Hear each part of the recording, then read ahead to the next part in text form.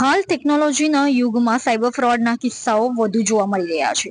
Cyber fraud આચરનારા ગુનેગારો અનેક નવી તરકીબો કરી સાયબર ફ્રોડનો ગુનો આચરતા હોય છે, પરંતુ પોલીસ પણ ગુનેગારોની તમામ તરકીબોને નિષ્ફળ કરતી હોય એમ સાયબર ફ્રોડના ગુનાઓના ભેદ ઉકેલી પોલીસ આરોપીઓને પકડી રહી છે.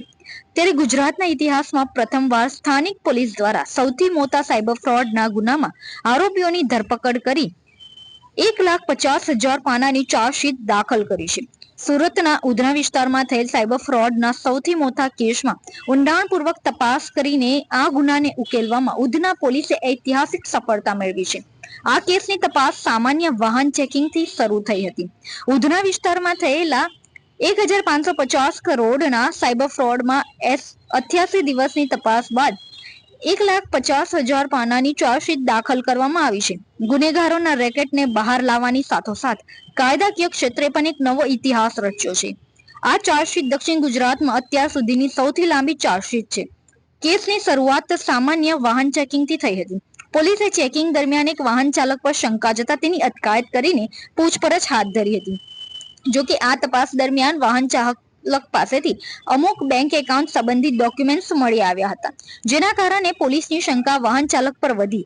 જ્યારે આ ડોક્યુમેન્ટ્સ અને વાહન ચાલકની પોલીસે ઊંડાણપૂર્વક તપાસ કરી તો પોલીસને કરોડોનો સાયબર ફ્રોડ ચાલી રહ્યો હોવાની કડી મળી, જે જાણીને પોલીસ પણ થોડી વાર માટે ચોંકી ગઈ હતી.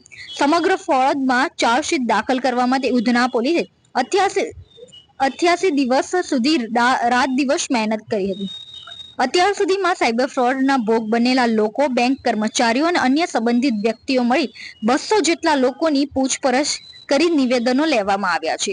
પોલીસે આ તપાસ દરમિયાન એકત્રિત કરેલા પુરાવાઓ, ટેકનિકલ વિશ્લેષણ અને નિવેદનોના આધારે 1,50,000 પાનાની ચાર્જશીટ તૈયાર કરવામાં આવી છે. જોકે આ ચાર્જશીટમાં મહત્વની વાત એ છે કે મુખ્ય ચાર્જશીટ ફક્ત 18 પાનાની જ છે. બાકીના તમામ પેજમાં આરબીએલ, યસ બેંક અને એક્સિસ બેંક સહિત અલગ અલગ બેંકના સ્ટેટમેન્ટ અને 165 એકાઉન્ટમાં થયેલા તમામ ટ્રાન્ઝેક્શનોની વિગતોને આવરી લેવામાં આવી છે. આ સમગ્ર કેસમાં સૌથી મહત્વની વાત એ છે કે સ્થાનિક પોલીસ દ્વારા આ કેસને ગંભીરતાથી જાણી ઊંડાણપૂર્વક સમગ્ર કડીઓની તપાસ કરી ગુજરાતના ઇતિહાસમાં પ્રથમવાર 1,50,000 પાનાની ચાર્જશીટ તૈયાર કરી છે, જે ઉધના પોલીસની પ્રશંસનીય કામગીરી દર્શાવી રહી છે.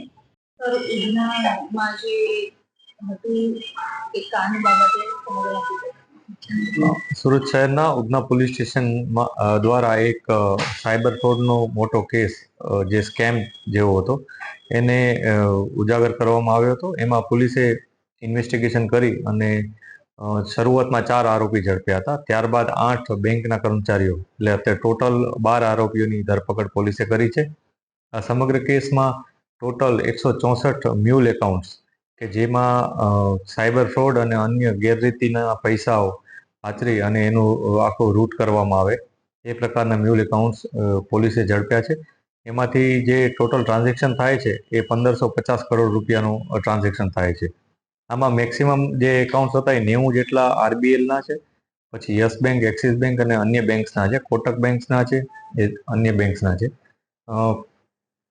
પોલીસે આમાં જે શરૂઆતમાં 4 આરોપી ઝડપ્યા હતા એ 4 આરોપીઓ વિરુદ્ધ પોલીસે ચાર્જશીટ ફાઇલ કરી છે. અને એ ચાર્જશીટમાં બહુ બધા સાહિદો, જેમાં 200 ઉપરના સાક્ષીઓ છે. અને એના જે અમારી ચાર્જશીટ ખૂબ જ મોટા વિશાળ પ્રમાણમાં એના પેજીસ થયા છે અને ખૂબ જ ઊંડાણપૂર્વકની અમારી તપાસ છે. હજી આ ઇન્વેસ્ટિગેશન ચાલુ જ છે, કેમ કે બેંકના કર્મચારી ઉપરાંત આમાં અન્ય કયા લોકો સંડોવાયેલા છે એની તપાસ પણ ચાલુ છે. હજી જે પણ અમારા પાસે શોધવાના બાકી માણસો છે, જે આરોપીઓ છે, એની તપાસ પણ ચાલુ છે. અને જે પણ આરોપીઓની વિગત મળશે અને જે પુરાવા મળશે એ મુજબ એ લોકો વિરુદ્ધ કાર્યવાહી કરવામાં આવશે. અત્યાર સુધીની તપાસમાં 1,550 કરોડ રૂપિયાનો ટ્રાન્ઝેક્શન થયું છે. આ ટ્રાન્ઝેક્શનની ખબર અમને એવી રીતના પડી કે અમને આ સમગ્ર કેસમાં એક અમે ફાઇનાન્શિયલ એક્સપર્ટ હોય છે એની હેલ્પ લીધી હતી. એમની ઓફિશિયલ હેલ્પ લીધા બાદ જે આંકડો અમને મળ્યો એમાં 1,550 કરોડ રૂપિયા થાય છે.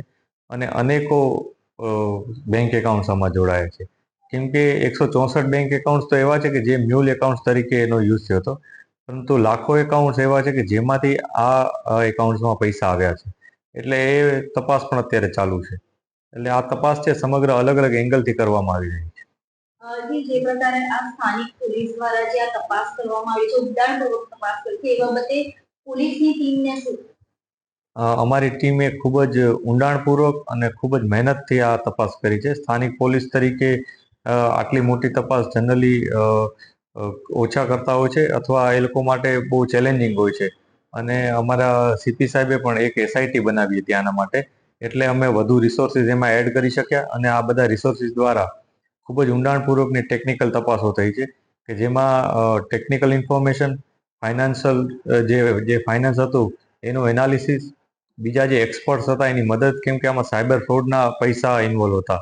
પછી ઓલ ઓવર ઇન્ડિયામાં 2500 જેટલી સાયબરની ફરિયાદો થઈ હતી.